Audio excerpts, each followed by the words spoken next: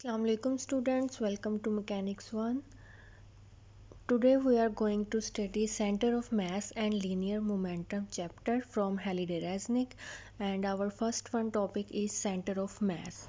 So first we have to define what is Center of Mass. Center of Mass हमारे पास एक ऐसा point होता है किसी सिस्टम के अंदर या किसी भी सिस्टम ऑफ पार्टिकल के कॉन्फ़िगरेशन के अंदर एक हमारा ऐसा पॉइंट जहाँ पे आपने सिस्टम में जितनी भी फोर्सेस अप्लाई की हैं, जिस पॉइंट पे उन तमाम फोर्सेस का आपको रिजल्टेंट इफ़ेक्ट नज़र आए, या अगर आपका सिस्टम ऑफ पार्टिकल मूव कर रहा है तो अगर आप उस पॉइंट के व्यू से देखें, अगर आप उस पॉइंट को रेफरेंस से देखें तो आपको उस पॉइंट की मूवमेंट से पता लगेगा कि आपका जो सारा सिस्टम है वो बिल्कुल इसी तरह मूव कर रहा है। मतलब आपको जो है वो अपने पूरे सिस्टम का मैस जो है वो कंसंट्रेटेड एक ही पॉइंट पर नज़र आए। पूरी कॉन्फ़िगरेशन पे जो भी मूवमेंट के या फोर्सेस के इफ़ेक्ट हैं वो भी आपको उसी एक पॉइंट पर नज़र आए। तो वो जो एक पॉइंट होगा उसको हम कहेंगे centre of mess the system. The center of mass of a system of particles is the point that moves as though all of the system's mass were concentrated there. कि सिस्टम के पे as a whole system के mess पे जितना भी effect होगा आपको वो इफ़ेक्ट उसी एक पॉइंट पे भी नज़र आएगा। And all external forces were applied over there, कि वहाँ पे जो है कि आपने जितनी भी एक्सटर्नल फोर्सेस अप्लाई की हैं वो सारी की सारी आपको उस एक पॉइंट पे अप्लाई करती हुई या एक पॉइंट पे एक्ट करती हुई नज़र आएंगी। सबसे पहले जो है वो हम अपना सेंटर ऑफ मैस स्टडी करेंगे इन आ सिस्टम ऑफ पार्टिकल्स। और सबसे पहले हमने जो है वो सिंपलेस्ट सिचुएशन ली है, टू पार्टिकल सिस्टम लिया है। ठीक है, अब टू पार्टिकल सिस्टम में हमारे पास दो तरह की कन्फिग्रेशन हो सकती हैं कि या तो हम जो है वो स्टार्ट करें सेंटर ऑफ एक्सिस से। ठीक है, ये है हमारे पास वाई एक्सिस, ये है हमारे पास एक्स एक्सिस, और ये वाला जो इनका कॉमन पॉइंट है ये है हमारे पास centre of X Y plane. तो हमने पहली कन्फिग्रेशन जो है वो इस तरह ली है, consider a system consisting of two particles at the center of one of them is at the center of the axis and other of them as some distance d। यहाँ पे जो है वो d आना था।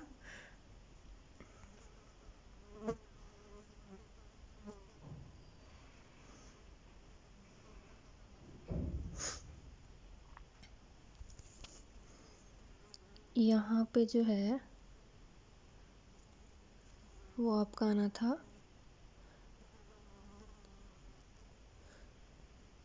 d।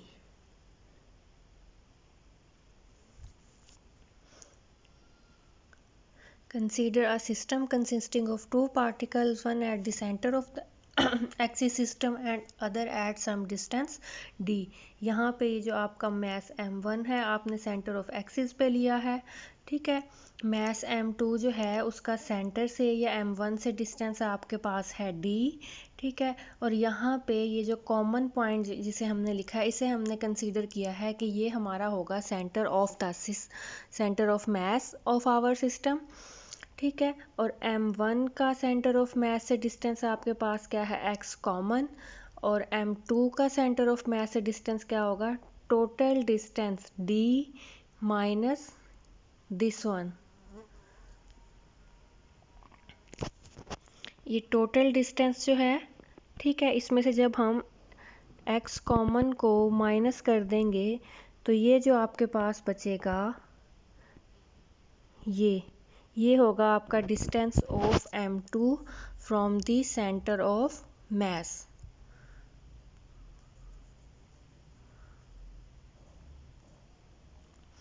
नेक्स्ट हमने जो हमने अभी कॉन्फ़िगरेशन डिफ़ाइन किया सिस्टम की उसी को हमने यहाँ पे डिस्क्राइब कर दिया है इन वर्डिंग्स।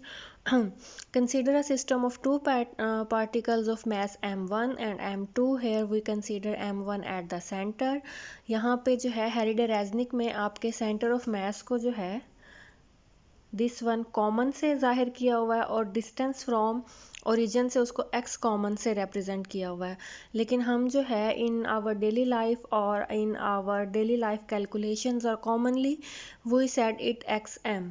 हम कॉमन नहीं कहते, हम सेंटर ऑफ मास को कहते हैं एक्स एम। तो हम कहते हैं कि let C M be the centre of mass and X M be the its distance from the origin. के आपके सेंटर ऑफ मास का ओरिजिन से जो डिस्टेंस है वो क्या है, एक्स एम है। अब जो है हमने कंसीडर करनी है एक्स एम की वैल्यूज़, एक्स एम की कन्फिगरेशंस, कि अगर इसको हम एज अ डिस्टेंस मेजर करें, सेंटर ऑफ मास का डिस्टेंस हम मेजर करें with respect to origin of the system, तब हमारे पास जो है वो क्या वैल्यूज़ आएगी। और नेक्स्ट लेक्चर में जो है वो हम उसकी वेलोसिटी और उसका एक्सेलरेशन भी जो है कैलकुलेट करेंगे। आज के लेक्चर में हम जस्ट जो है वो सेंटर ऑफ मास का डिस्टेंस जो है वो कैलकुलेट करेंगे with respect to origin of our axis system और origin of X Y plane. तो सबसे पहले जो है हमने इक्विलिब्रियम कंडीशन ली है। इक्विलिब्रियम कंडीशन हमारे पास क्या होती है, sum of forces should be zero और sum of torque should be zero. तो टार्क का सम हमारे पास ज़ीरो क्या होगा, जब सिस्टम पे एक्ट करने वाले दोनों टार्क आपके होंगे इक्वल। यहाँ पे आपके पास दो पार्टिकल का सिस्टम है, तो एक पार्टिकल के लिहाज से टार्क होगा T1, जिसको हम कहते हैं T1 is torque with respect to M1 and T2 is torque with respect to M2। तो in equilibrium condition T1 will be equals to T2। अब नेक्स्ट देखें, हमने उसी कंडीशन को लिखा है T1 is equals to T2। अब हमारे पास जो है वो टार्क की डेफिनेशन क्या होती है,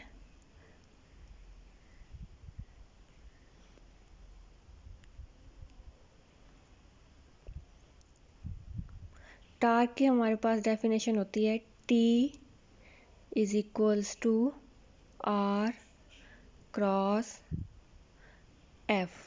ठीक है, ये सारे वेक्टर फॉर्म में होते हैं, T भी, R भी, F भी।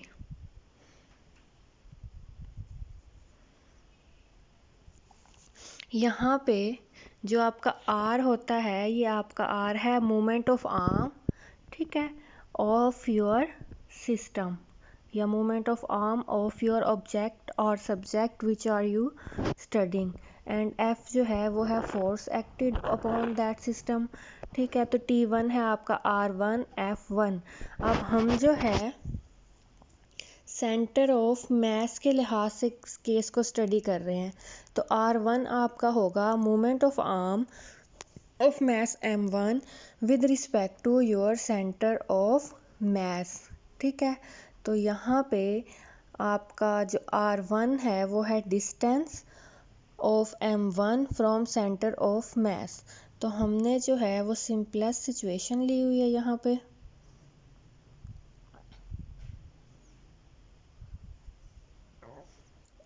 ये वाली, कि यहाँ पे जो है वो आपका M1 पड़ा हुआ है,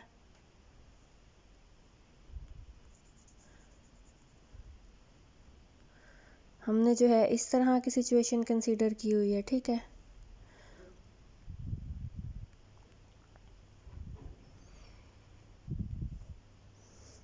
तो यहाँ पे जो है वो आपका M1 है, यहाँ पे जो है वो आपका सेंटर ऑफ मास है। तो इनके दरमियान जो डिस्टेंस है वो हमने ऑलरेडी कंसीडर किया है लास्ट स्लाइड में, XCM। हमने क्या कहा था कि इस ओरिजिन से सेंटर ऑफ मास तक का जो डिस्टेंस है वो है आपका XCM, और इसी ओरिजिन पे आपका मास M1 पड़ा हुआ है। तो इस ओरिजिन से सेंटर ऑफ मास तक का जो डिस्टेंस है, या जो M1 से सेंटर ऑफ मास तक का डिस्टेंस है, वो है आपके पास XCM, जो कि आपने यहाँ पे पुट किया है। ठीक है,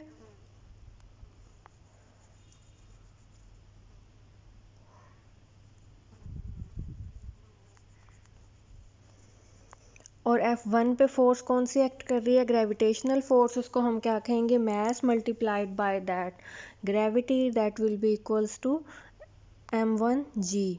अब हम आएंगे R2 F2 की तरफ। अब R2 होगा आपका distance from the centre of mass, and distance of which object, distance of M2, distance of M2 from the centre of मास। तो इसको हमने कैसे कंसीडर किया था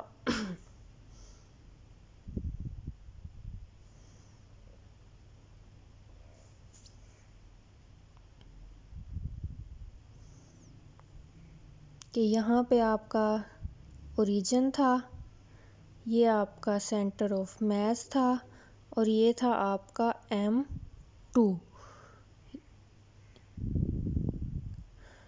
तो यहाँ से इस डिस्टेंस को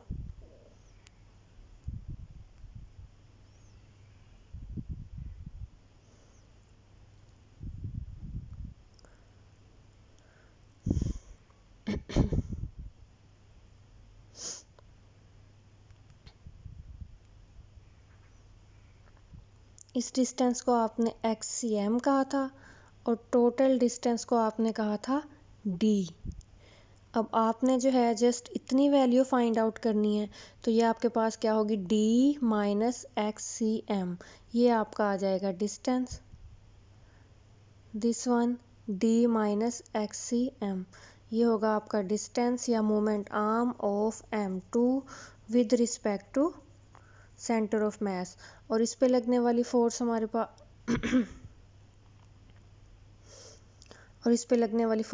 पास क्या होगी, M2G। तो यहाँ से नेक्स्ट स्टेप में हमने क्या किया, G को यहाँ से कॉमन ले लिया और यहाँ पे M2 को अंदर मल्टीप्लाई किया, M2 को D के साथ मल्टीप्लाई किया तो आपका आ गया M2D, और M2 को XCM के साथ मल्टीप्लाई किया तो आपका आ गया M2XCM। G जो है वो आपने कॉमन लिया, G से G आपका क्या हो गया, कैंसिल। तो लेफ्ट हैंड साइड पे आपके पास बचा XCM M1 और राइट हैंड साइड पे आपके पास बचा M2D माइनस M2XCM। M2XCM इस साइड पे माइनस का था और यहाँ पे आके क्या हो गया, आपका प्लस हो गया है, और M2D जो है वो आपके पास राइट ऑफ साइड पे बच गया है।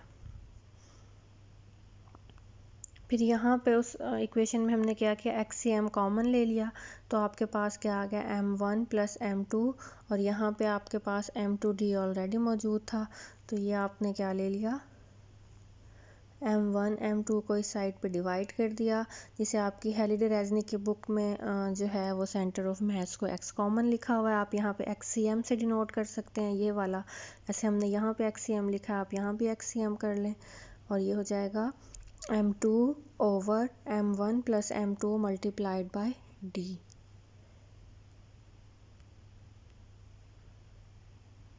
यहाँ पे आप क्या लिख लेंगे, C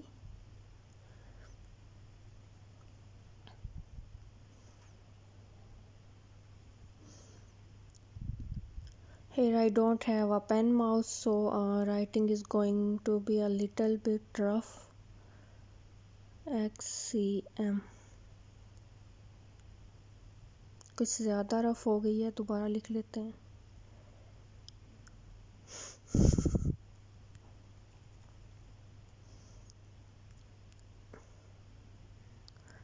XCM, ठीक है, ये हो गया आपका सेंटर ऑफ मास।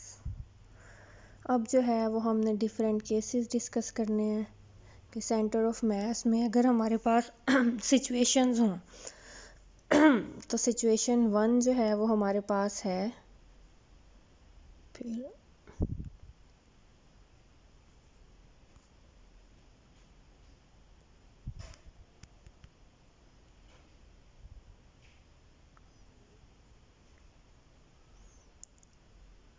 केस 1 जो है वो हमारे पास है कि अगर आपका M1 क्या हो जाए, ज़ीरो, तो M1 अगर आपका ज़ीरो हो जाए तो आप इसको सेंटर ऑफ मास के फॉर्मूला में पुट कर देंगे, XCM M2, यहाँ पे क्या था हमारे पास M1 की जगह आपने ज़ीरो पुट कर दिया, plus M2 multiplied by D। M2 over M2 आपके कैंसिल आउट हो जाएंगे, XCM will be equals to D।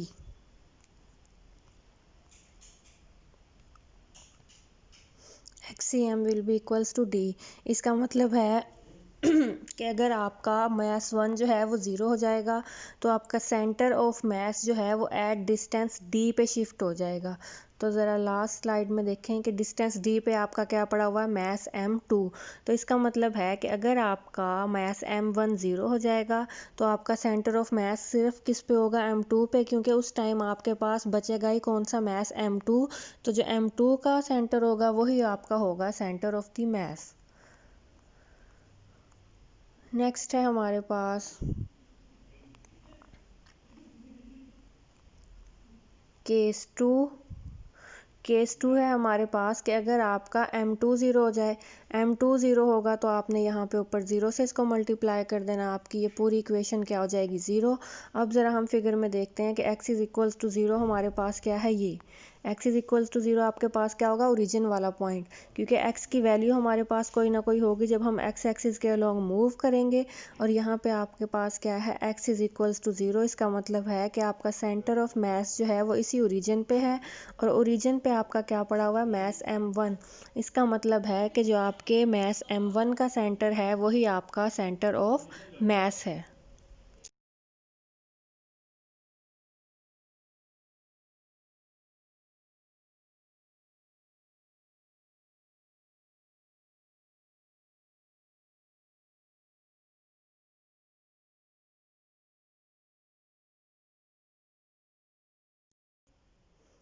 तो केस 3 है आपके पास कि अगर आपके दोनों मैसेज जो हैं वो इक्वल हों, m1 is equals to m2, तो आपके पास सेंटर ऑफ मास का फॉर्मूला क्या था, m2 over m1 plus m2। तो यहाँ पे हमने m1 की जगह m2 पुट कर दिया क्योंकि आपके दोनों मैसेज जो हैं वो इक्वल हैं। तो आपके पास न्यूमरेटर में क्या आ गया, m2, डिनोमिनेटर में क्या आ गया, 2m2, m2 से m2 आपका कैंसिल हो गया, xcm is equals to 1/2d। तो यहाँ पे इसकी फ़िज़िकल सिग्निफिकेंस क्या है या इसका फ़िज़िकल मीनिंग क्या है कि ये आपके पास टोटल डिस्टेंस d था, और d2 का मतलब क्या होगा, ये सेंट्रल पॉइंट, कि अगर आपका मैसेज जो है वो m1 और m2 इक्वल हों तो इनका सेंटर ऑफ मास जो है वो बिल्कुल यहाँ पे मिड में बनेगा, बिल्कुल सेंट्रल पॉइंट पे, डिस्टेंस d/2। दो मैसेज के दरमियान, दो इक्वल मैसेज के दरमियान जितना डिस्टेंस होगा उसके हाफ डिस्टेंस पे या उसके मिडल पॉइंट पे जो है वो आपका centre of mass of the system बनेगा। तो हम यहाँ पे ओवरव्यू देख लेते हैं। सबसे पहले हमारे पास सेंटर ऑफ मास क्या है कि जिस के सेंटर ऑफ मास आपके पास किसी सिस्टम का वो पॉइंट है जिस पे आपको लगे कि सारा सिस्टम का मास वहीं पे कंसंट्रेट हो गया है और तमाम एक्सटर्नल फोर्सेस जो है वो वहीं पे एक्ट कर रही हैं। फिर हमने जो है वो सेंटर ऑफ मास के लिए कैलकुलेशंस की हैं, उसके पोजीशन के लोकेशन कहाँ पे होगी सेंटर ऑफ मास की, उसका फार्मूला हमने ड्राइव किया। फिर हमने डिफरेंट केसेस देखे हैं कि अगर आपका मास m1 ज़ीरो हो जाएगा तो सेंटर ऑफ मास m2 पे होगा, और अगर आपका मास m2 ज़ीरो हो जाएगा तो सेंटर ऑफ मास आपका m1 पे होगा। और अगर आपके पास दोनों नॉन ज़ीरो मैसेज होंगे लेकिन इक्वल होंगे तो सेंटर ऑफ मास आपका बिल्कुल मिडल पॉइंट पे बन जाएगा। यही थी हमारी आज की डिस्कशन। इंशाल्लाह नेक्स्ट लेक्चर में मिलते हैं। अल्लाह हाफिज़।